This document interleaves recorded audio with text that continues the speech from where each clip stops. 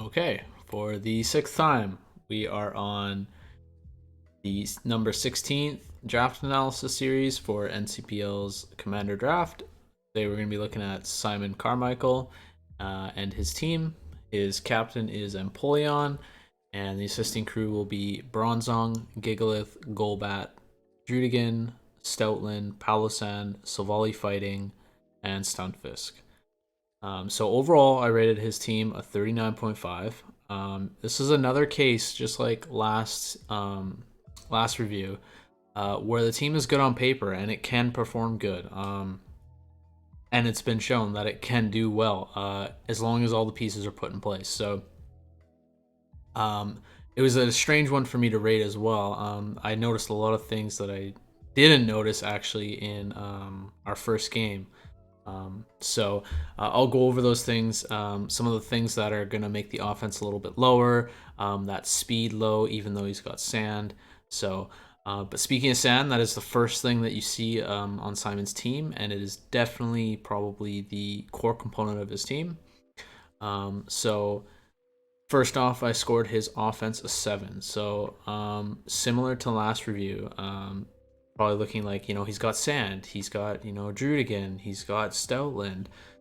Why is his offense a 7? Okay, well, the thing is most of his Pokemon are generically defensive Pokemon. They come with defensive sets. That's what they're used for. So the threat from those are a lot less when they can actually be high, which I'll explain in a bit. But first, the offense of his team is that sand, that Gigalith Stoutland. As we've seen it work already, Stoutland is such a good sand sweeper, especially with us being able to use return. It has great coverage. So Sand Rush, obviously, but this is not to mention it has Scrappy as well. So you can definitely fake the Sand Rush and run Scrappy if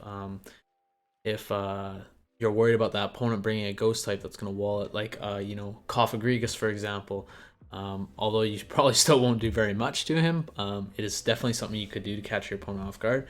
But for Stoutland's coverage, we have Aerial Ace, Fire Fang, Ice Fang, Iron Head, Return, Play Rough, Psychic Fangs,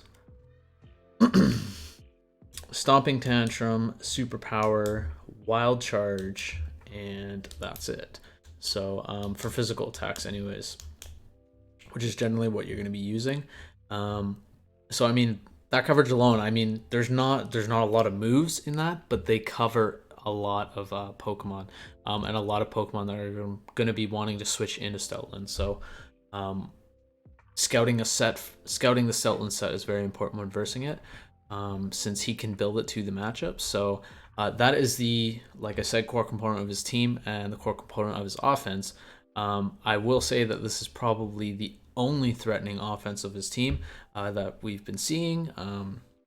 The rest of the offense would be unconventional offense, is what I'll say.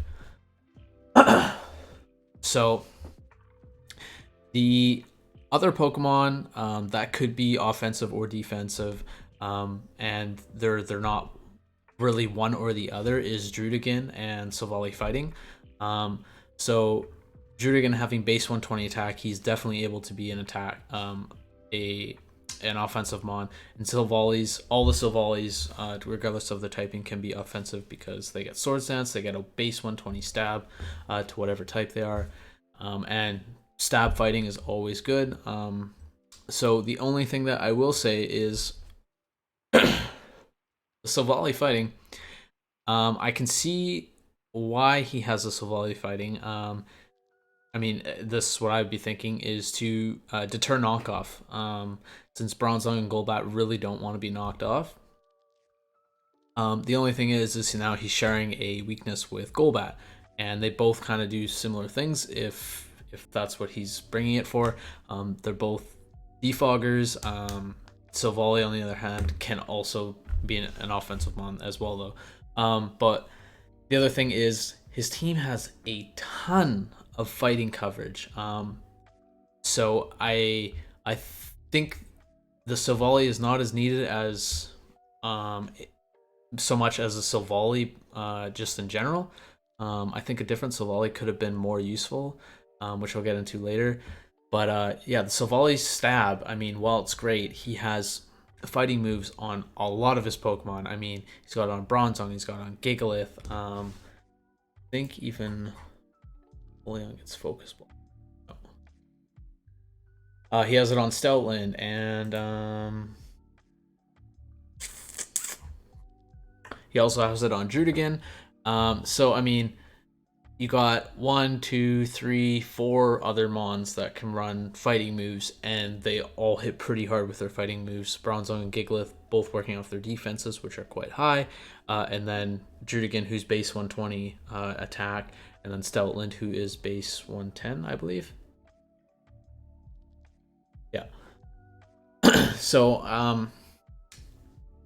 I don't see the too much of a point of Silvally coming as a physical fighting type. Maybe the special side with the coverage, Ice Beam, Thunderbolt, Flamethrower, those type of things could be useful. Draco Meteor.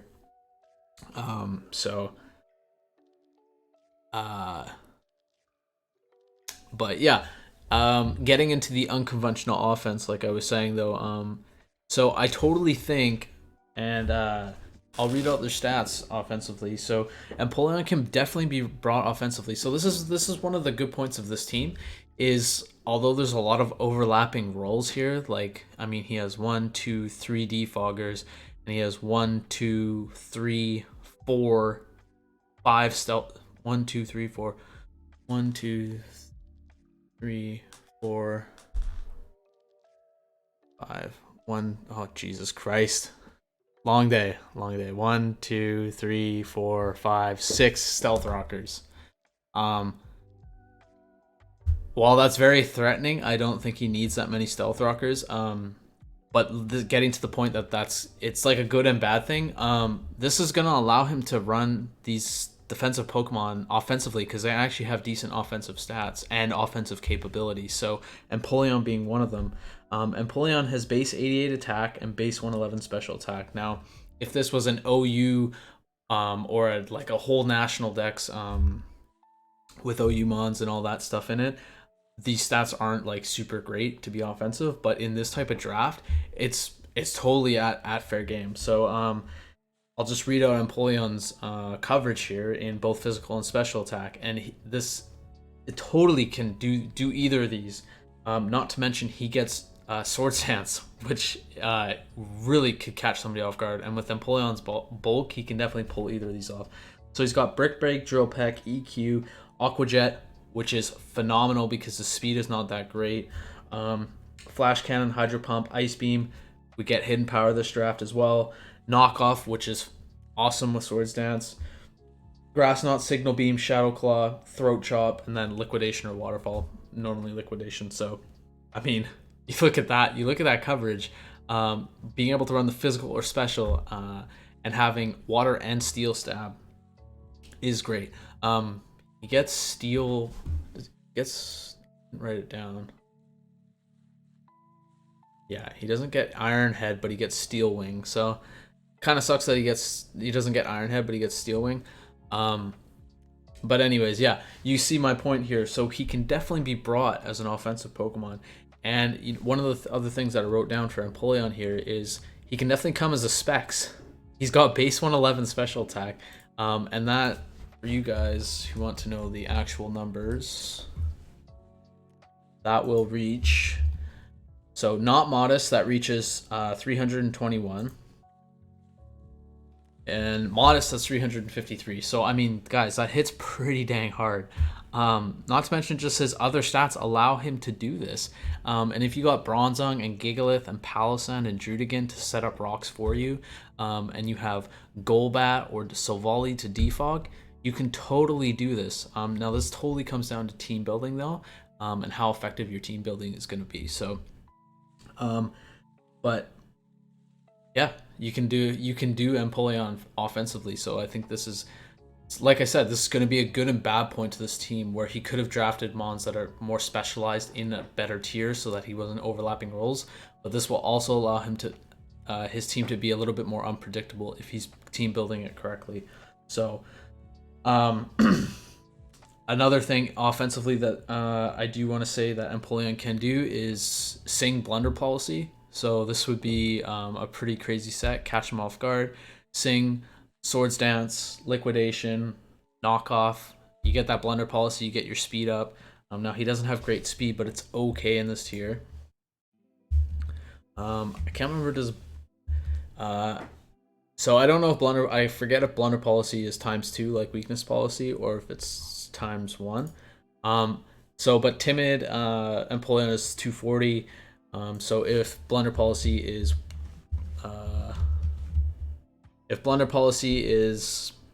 so I just type in. If blunder policy is 1 boost, that will get Empoleon to 360. Now that's pretty good. Unfortunate that doesn't get him to 362, which would outspeed some of these mons that have base 110 speed, like Aerodactyl. No, sorry, not Aerodactyl. Ambipom, Persians, Chinchino. I think it's 115 is what it is. Sorry.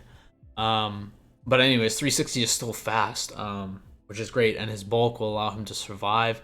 Getting that sing off, let him set up the swords dance, so that would be very interesting set to run. And I mean, you either get the sing or you get the blunder policy, so it's a win-win. But moving on to more unconventional Pokemon here in the offensive category, we also have Bronzong. We've seen Bronzong be used offensively. It was Daniel, I believe, who ran it with Meteor Beam and Recycle. Very effective set. I think it KO'd 1 or 2 Pokemon. Definitely caught his opponent off guard. Like Empoleon, Bronzong has the stats and the bulk to make these things go off. Offensively, he has Psychic, Body Press, Heavy Slam, Calm Mind, Flash Cannon, Grass Knot, Earthquake, Hex, and Shadow Ball. So an offensive set, Calm Mind, Hex, Toxic or T-Wave. I think he gets T-Wave. No. Toxic, Hex, Calm Mind, and then whatever coverage move, Body Press, or Heavy Slam or something like that, or Gyro Ball. And then he also has the option to Trick Room. So his team is slow enough to do it, or you could just use it as Bronzong offensively, just offensive Trick Room, kind of like how Hatterene works, where Hatterene just sets Trick Room up for herself, in most cases for singles. So definitely able to pull it off with Bronzong as well. Gigalith is one that I have been dying to see a Gigalith offensively. In my opinion, I don't see the point of bringing Gigalith every match. Just with your Toxic, Protect, Rocks, Rock Blast. Bring that thing banded. I mean, it's got a base 130 attack, right? Just to double check here. Yeah, sorry, base 135 attack. So not Adamant, that's 369. Adamant, that's 405. So you fire one of those things, it sets up sand anyways, right? You don't have to spend a turn setting up sand. You just send him in and it sets up sand. So I mean, you could send it out and just, you could barter it almost, right? Stone Edge, Earthquake, I mean, those are gonna hurt at 405 attack. It's basically like it's I mean, it's not the exact same, but it's like Excadrill. Excadrill has the same base attack. We all know Excadrill hits hard. So can Gigalith. So, and again, with his bulk, just like the other two I just mentioned, he can do this and he can survive. And with that stand up, he can survive those special attacks and fire back hard. So, and definitely catch your opponent off guard. So, I want to check something here. Okay, yeah. So, for example, oh yeah, it's close. I was gonna give Primarina an example, so but it's not worth it because Primarina basically kills him anyways. But yeah, moving on anyways, I'll move to Golbat. So Golbat is generally gonna come as a defensive Pokemon. There's not too much offensively to mention about him. I do have one set to mention though. He does have Infiltrator as an ability, so this is gonna allow him to bypass screens. which in this draft we've seen screens be used, and they're very effective. But if you can bypass those and catch your opponent off guard with an offensive goal because they're going to bring screens, maybe that's going to be effective for you. So you have Infiltrator, Nasty Plot, which is great. Now his special attack is not that great, but I mean Nasty Plot's ×2, so you only need 200 attacked, and then get the ×2, and you're at 400. So, and then he has for his special coverage Sludge Bomb, Air Slash, Heat Wave, Giga Drain, which is perfectly good enough. I mean, Air Slash, Heat Wave is a lot of coverage as it is, so especially with Giga Drain and Sludge Bomb as well. So, and next we have Drudigan here, which we have seen him come offensively, and I hope to see more of that offensive Drudigan, since that rough skin, trying to kill or KO the Drudigan and then have them attacking you at the same time with high attack, it's very frustrating to deal with sometimes. Or just the bulky chipper. Bring him with Assault Vest, max HP, max attack, Dragon Tail, be annoying. I mean, those are things you can do with him. So, not to mention Drudigan gets a lot of coverage plus Sucker Punch, so he doesn't need speed, and the Sucker Punch is, it can effectively KO Pokemon come in as a cleanup. This is something I mentioned in the earlier reviews here. When you have a defensive Pokemon that can come in and hit hard like this with priority, it's very, very strong as a switch in, as a revenge killer. It gives you reliability in what's going to come next and if you can survive it. So first coverage, so we have Aerial Ace, Aqua Tail, Body Slam, Crush Claw, Crunch, Dark Pulse, Draco Meteor, Dragon Claw, Dragon Tail, Dragon Pulse, Dual Wing Beat, Earthquake, Fire Fang, Fire Punch, Flamethrower, Flash Cannon, Focus Blast, Gunk Shot, Heat Wave, like Iron Head, Iron Tail, Sludge Bomb, Stomping Tantrum, Superpower, Thunder Fang, Thunder Punch. I mean, that is just enormous coverage. You can build him to any matchup. I hope to see this Pokemon come offensively. It's his next best offensive Pokemon after Stoutland, in my opinion. So, but next up we have Stoutland, the star of the show here. I already kind of talked about him. He just has a ton of coverage. That Sand Rush. Don't be afraid to mix it up and run that Scrappy if you need to against those ghost types. Since Stoutland has Crunch available to him, he can fire off that return without worry, and then the opponent comes in, takes that return chip, and then he hits him with a Crunch and gets the KO anyway.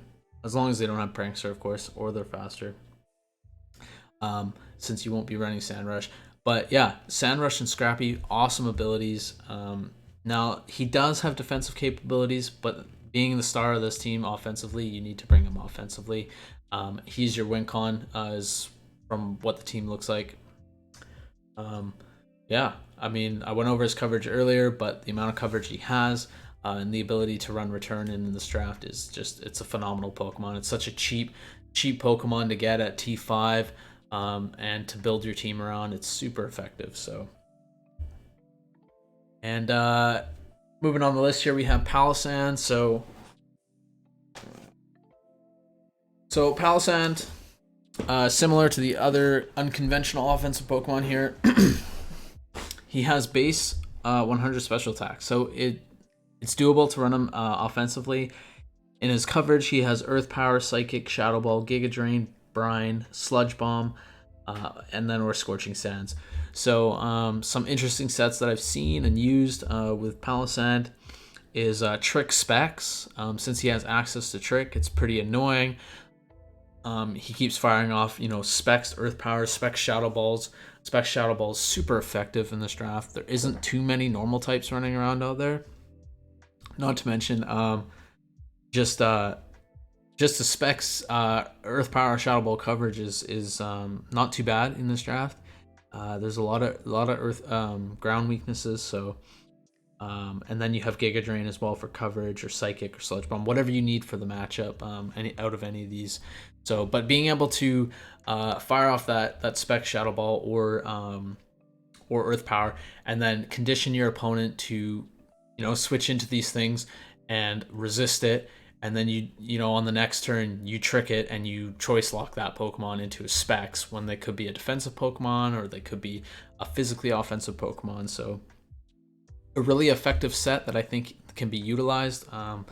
Since, like I said, he has a ton of Stealth Rockers, he does not need to run more than 2 Stealth Rockers on his team, in my opinion, unless rocks are extremely important to the matchup. So the other set was a weakness policy set. Since he has water compaction, you could you could run that weakness policy, put your EVs in the correct places where it's needed and how many. So generally HP, and then defense or special defense depending on what you have.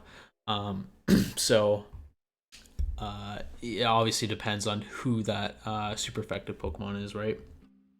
And what they're going to do to you. Needing to be water for water compaction to work. If you guys don't know what that ability is, water compaction. This Pokemon's defense is raised 2 stages after it is damaged by a water type. So you switch into a water type with the correct EVs, you boost that 2 stages, you shore up, you're completely fine, and then you take that weakness policy, and you start firing off sometimes 2 Shadow Balls. You're able to shore up. You could even run Rest Sleep Talk with that weakness policy set and shore up. And Rest Sleep Talk with weakness policy. And you could run, Giga Drain, Earth Power, Shadow Ball, whatever, right? So next up we have the Silvally Fighting, which I mentioned. This is not really an offensive or defensive Pokemon. It can be either. It doesn't, stationary. It doesn't.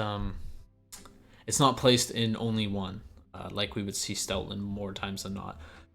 Silvally, we all know its coverage. It's got U-turn. It's got Parting Shot. I mean, Ice Beam, Thunderbolt, Flamethrower, Draco Meteor, multi-attack, Swords Dance, Work Up. I think it gets Hone Claws as well.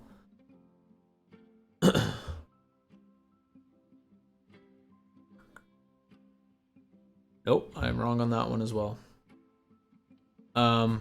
But yeah, we know the coverage, Grass Pledge, all that stuff. So Silvally can be built however, but like I mentioned earlier, I think a Silvally of a different typing could have been picked. I was gonna mention Silvally Dragon, but Drudigan is there. I do think Silvally Dragon could perform offensively better than Drudigan, but Drudigan getting Sucker Punch is very important as well. Not to mention his defenses with Rough Skin is really good too. So next, but not least, but interesting, I'll say, is Stunfisk. I'm surprised this Pokemon hasn't been traded or wasn't traded, since I think Simon is all up on his trades. This is a Pokemon that just is the exact same as Palossand, except he's weak to earth or ground. So he does have Stealth Rocks, just like Palossand, Drudigan, Gigalith, Bronzong, and Empoleon. He has Static, which is good. He can take those physical attacks and hopefully paralyze the opponent. He has Toxic T-Wave. You could run a set like Eerie Impulse Discharge, which would be really annoying.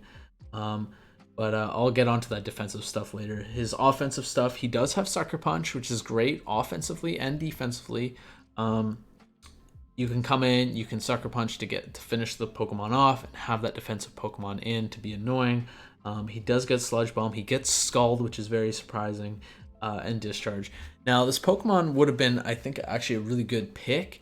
Not that I think it's like a bad pick. I just think it's interesting, since it doesn't really have anything that's like super.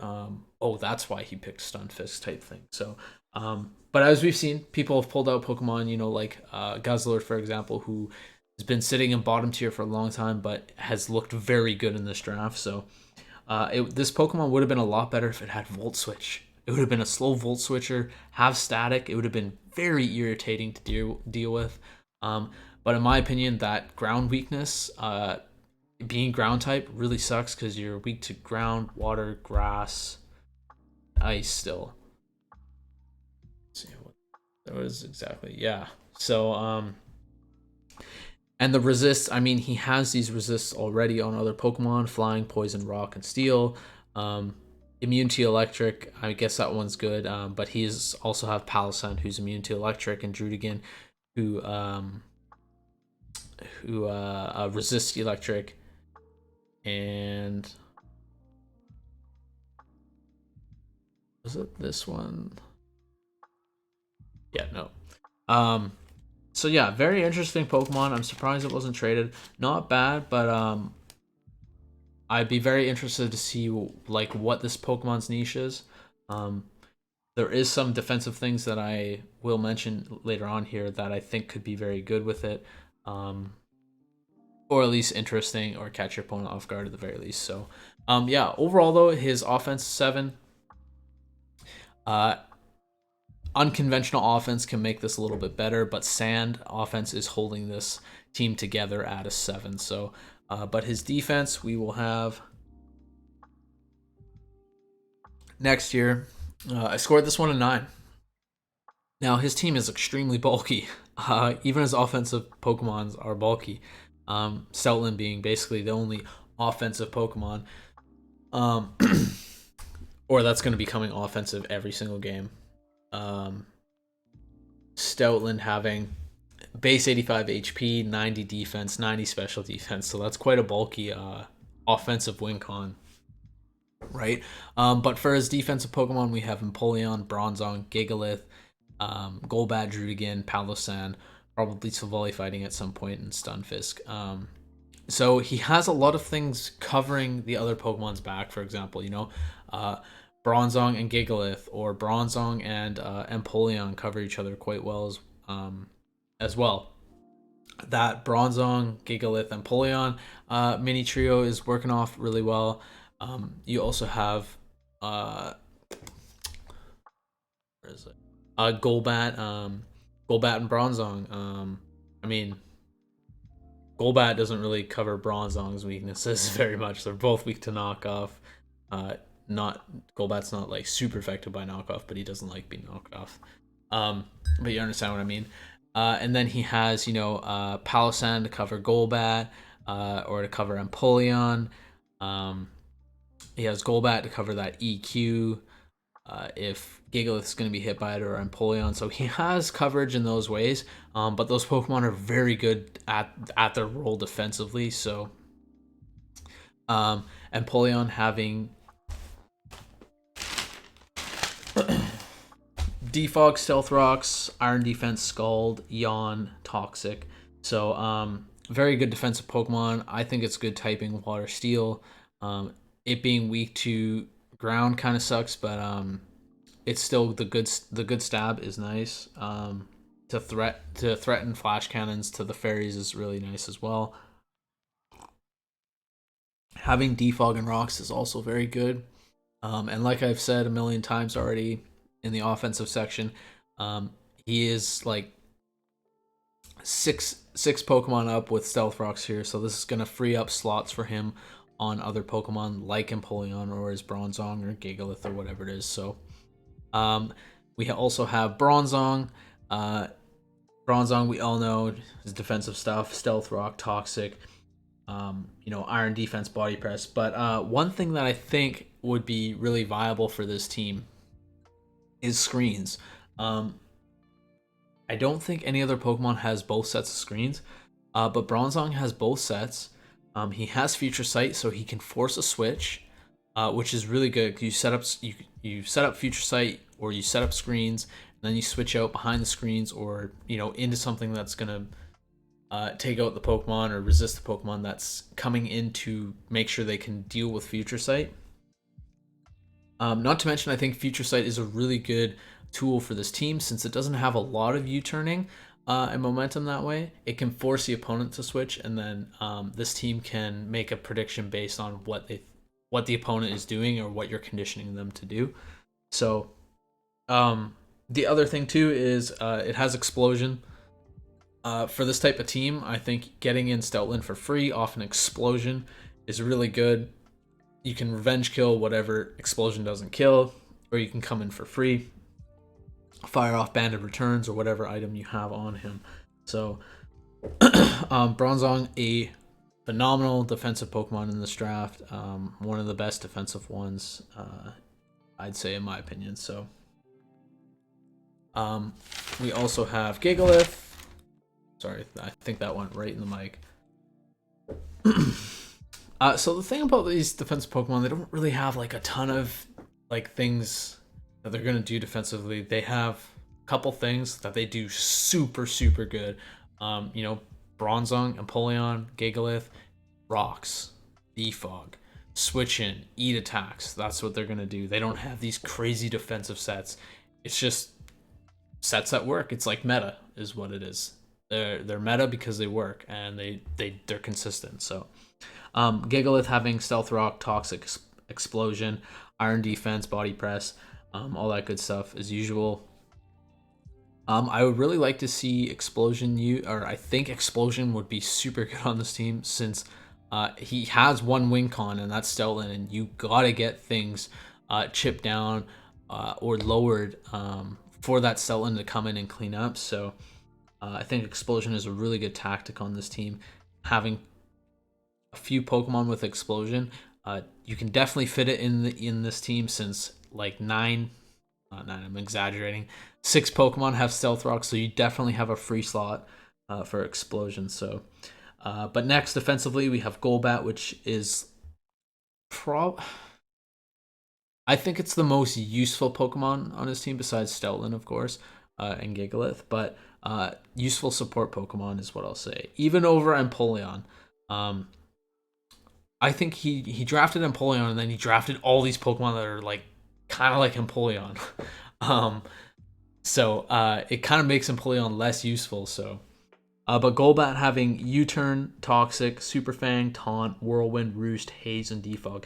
So I'll mention Haze and Whirlwind being super important in draft, and I'm surprised even myself is something that I missed while drafting because it just slips my mind. But everybody loves to set up and draft and get that nice 6-0 or that nice big differential win. Having Haze and Whirlwind on a Pokemon that's bulky like Golbat is super good. Like I said, you have Defog on 1, 2, 3 Pokemon. You definitely have a free slot to run Haze or Whirlwind on this. I would recommend Haze, or actually Whirlwind would be really good since you have, you know, a ton of Pokemon with rocks. Rocks are probably always going to be up in your matches. Whirlwind would be extremely annoying to deal with setup people, to waste turns on screens if they're up, keep that chip damage going with that Stoutland sitting in the back waiting to clean up. So and then, you know, Golbat has U-turn too. So, and if it's a slow U-turn, if he's slower than the Pokemon ahead of him, Stoutland comes in for free, does a little bit of cleanup, goes back out. You rinse and repeat the cycle. So, not to mention he has reliable recovery with Roost. He can 50% Pokemon with Super Fang. He can cripple them with Toxic, so and Defog, of course. So just a phenomenal support Pokemon for his team. It being weak to Psychic but covered with Empoleon and Bronzong is phenomenal. So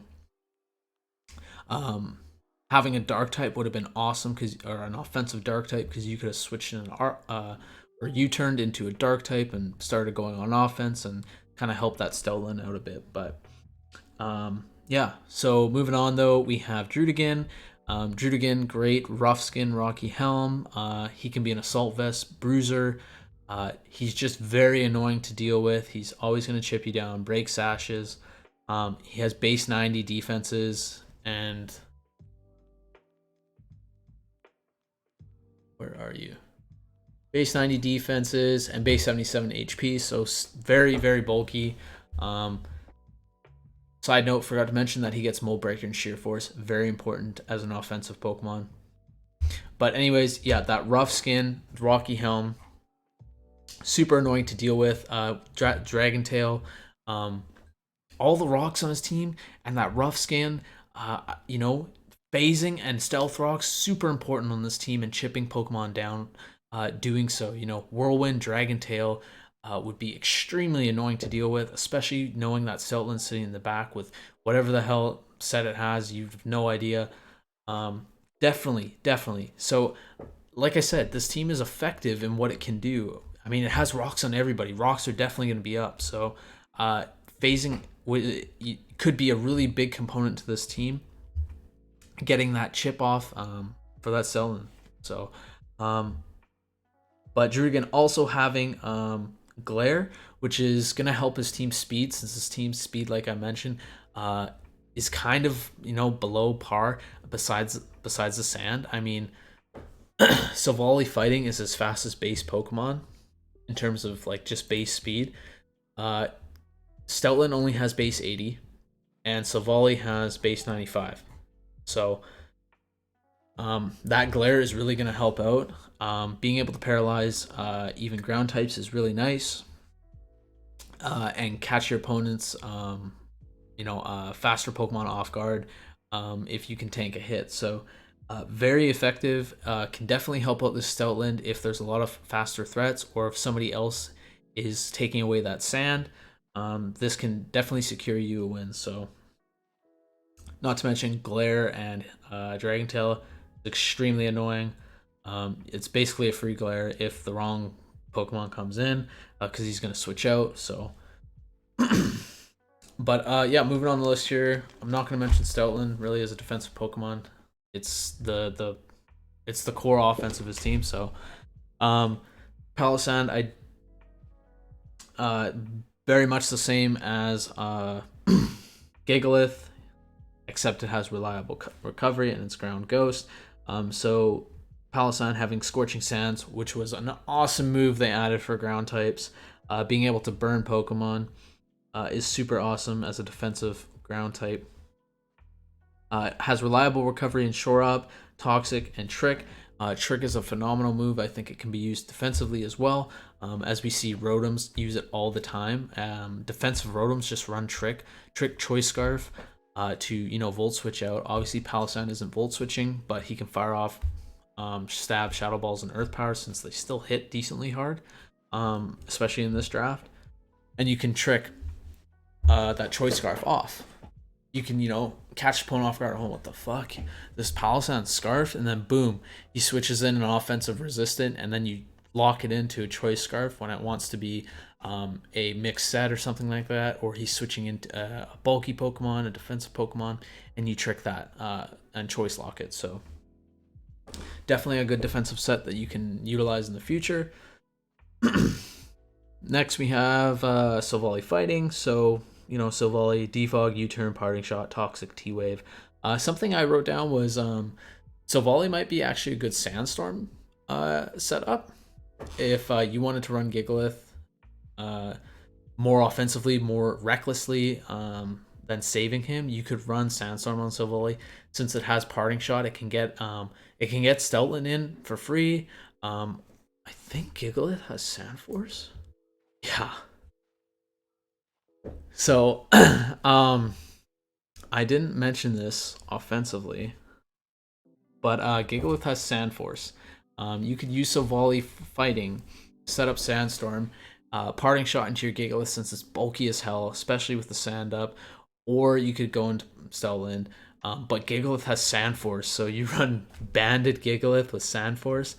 That Earthquake and that Stone Edge is gonna freaking hurt. Holy shit. 1.3. So it'd be 1.3 plus a 1.5 boost. I mean, it's like a Life Orb and a Band put together. Well, that's what it is. That's gonna hurt.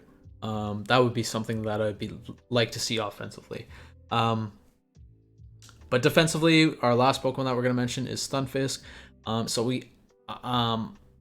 For me, this Pokemon's a little bit confusing, but there is some sets that it can run that can be effective.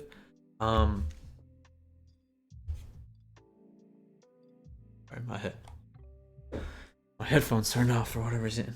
So this Pokemon has Static. This is what makes it more useful than what I was thinking. More useful than, I guess, what you would think.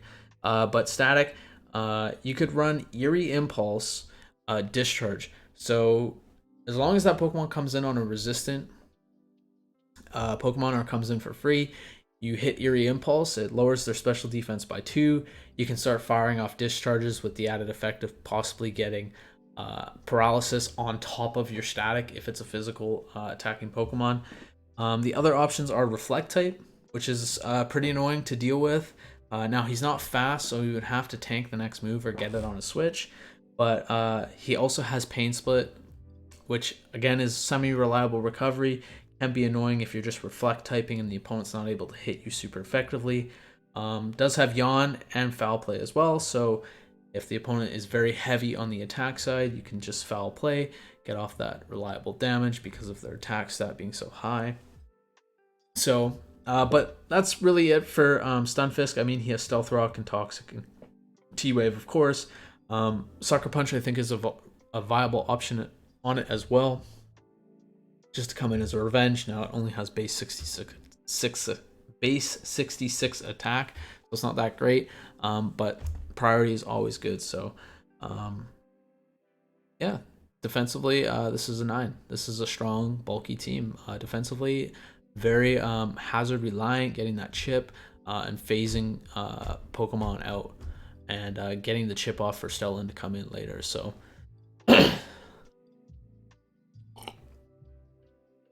so next up we have speed. So speed, I rated a 6.5. Now, I understand he has sand, and that puts Stoutland around, is it 600? Yeah, Stoutland at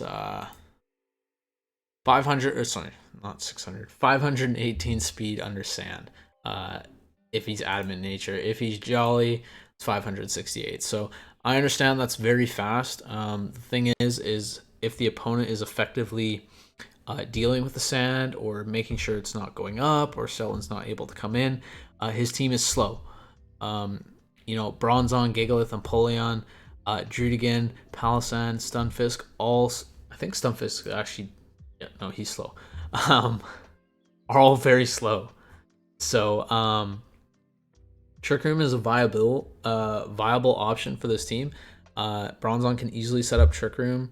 You can set up a Sand Trick Room team, like I was mentioning, the Sandstorm with Savali. Yes, it's hard to set up since Savali can't run Smooth Rock and keep that sand up for a long time. But I mean, you could even run a Trick Room Banded Gigalith team, or Trick Room for Drudigan, Banded Drudigan, or Life Orb Drudigan, or Expert Belt. Totally viable way to speed control until Stoutland can come in and clean up, if that's the case. But as for speed, everything is very slow. So we got Empoleon base 60, Bronzong base 33, Gigalith base 25, Golbat's actually not bad, base 90. That's his second fastest Pokemon. Stoutland base 80, third fastest Pokemon. Palossand base 35, Silvally being his fastest at base 95, and Stunfisk at base 32.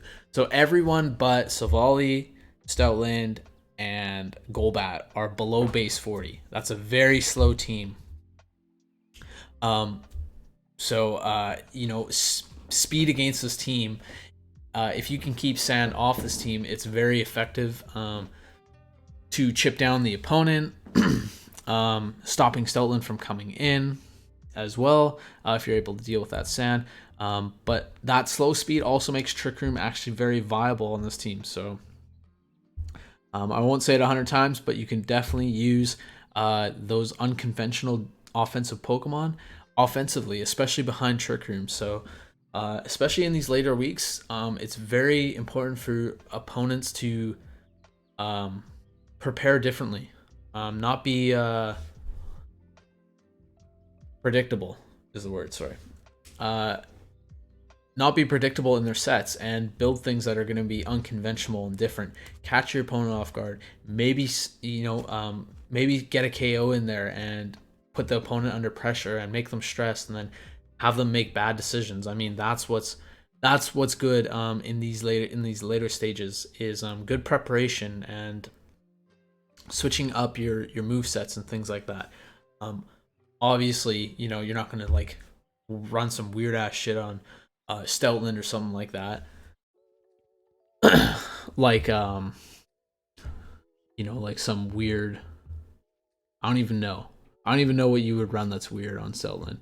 You just know you're running Steltland as an attack.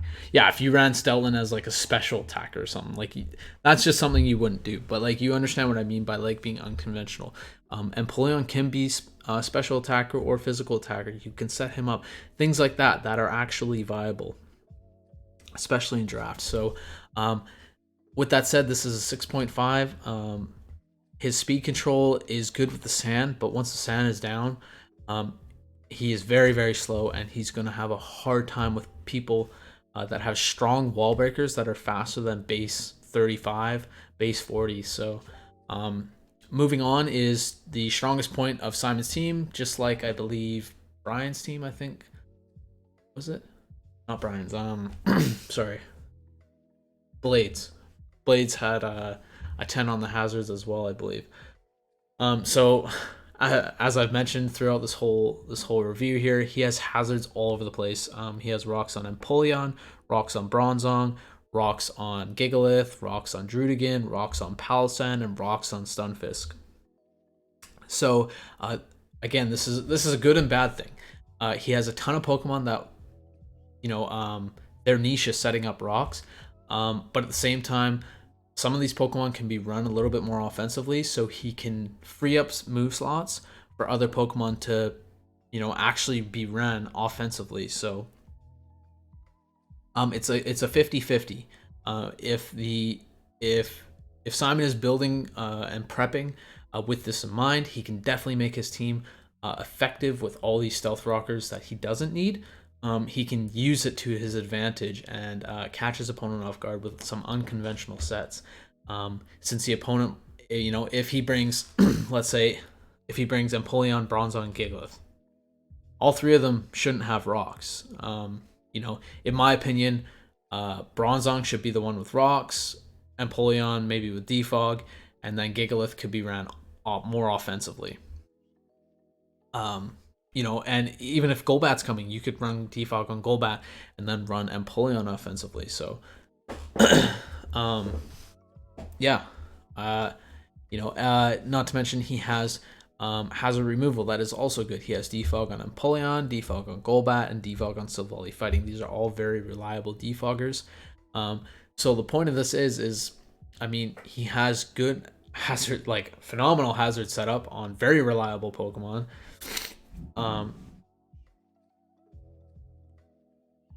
And then he also has very good hazard removal on very reliable Pokemon. Generally, none of these Pokemon are going to be one-hit KO'd, especially in this type of draft. You're easily going to get rocks up or rocks off. So, sorry. Definitely the best part of Simon's team. Like I mentioned, I think this is a core to his team that maybe was overlooked, even by me, when I first versed him, is his hazards. If Simon can use his hazards to his advantage and set up rocks and phase the opponent constantly, he has Dragon Tail and Whirlwind on two reliable bulky Pokemon. They're going to take Rough Skin Chip if they're physical. Then they're going to get Dragon Tailed. Then the next Mon that comes in is going to take rock damage. It's going to be very frustrating, not to mention when you Dragon Tail and it's not the right Pokemon, the opponent now has to switch out into a Pokemon that can defog. And if they don't have heavy duty boots, that's just more chip damage for that Steltland. So a very, very important part to Simon's team is those hazards and getting them up and phasing the opponent through them. So, sorry, not phasing them through them, like phasing the opponent so that they come out. Yeah, you understand. Next, so last but not least, we have Momentum. I rated this a 7.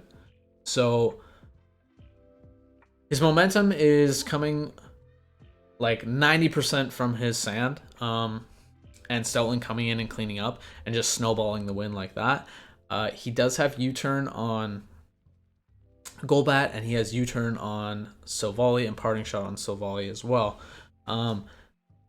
As for like, you know, volt turning, U turning, that's all he has. So these switches that he's going to make are going to be protection based, or switching in as a resistant. Um, Now, like I mentioned, he can use Silvally as a Sandstorm setup and Parting Shot, get that Sandforce Gigalith in, or get that Stoutland in earlier. Although not always recommended, since Stoutland is definitely his big win con. He doesn't have any really other Pokemon that's going to be able to be fast and clean up a team or sweep a team like Stoutland. So, but you can definitely use Silvally Parting Shot to get the offensive Pokemon in, whatever your offensive Pokemon may be.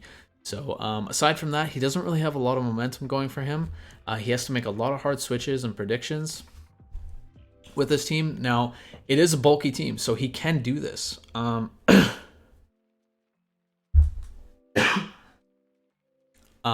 With doing these hard switches, if your opponent is heavy on the physical attacking side, Rocky Helmets might be. I mean, we don't.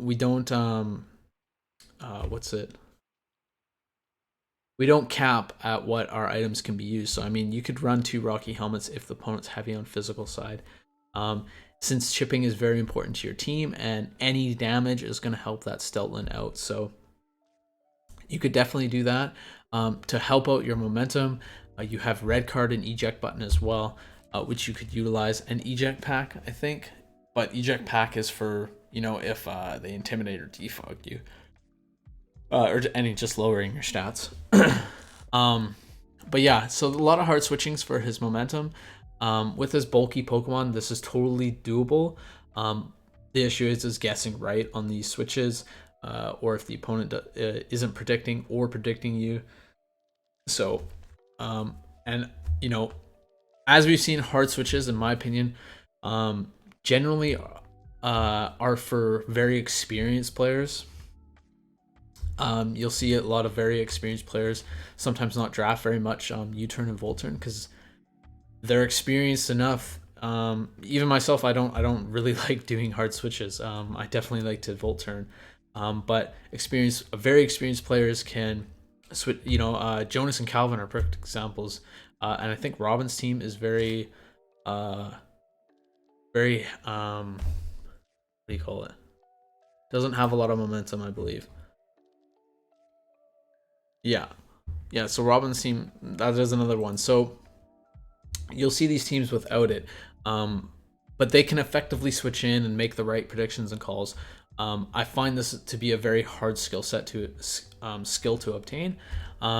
With these bulky Pokemon, totally doable though. I mean, Golbat can basically switch into anything but psychic attacks, and strong Thunderbolt or Ice Beams, but basically anything else, neutral or resisted, it's switching into no problem. So but like I said, 39.5, this is a good team on paper. There is a lot of ways that you can make this team work, but it needs to be unconventional ways. That Stoutland and Gigalith are eventually going to be prepped for accordingly, and it's going to be up to you and your team building to bring a team that's going to effectively deal damage in other ways and deal with the opponent's threats, or deal with, if they're dealing with your sand, how do you respond to that? So overall, I think this is a good team. You can never go wrong with Sand and Stoutland. You're always going to be able to set something up or do something in a match with those two available to you. So yeah, I hope you guys enjoyed this one, and we'll see you guys on number 17.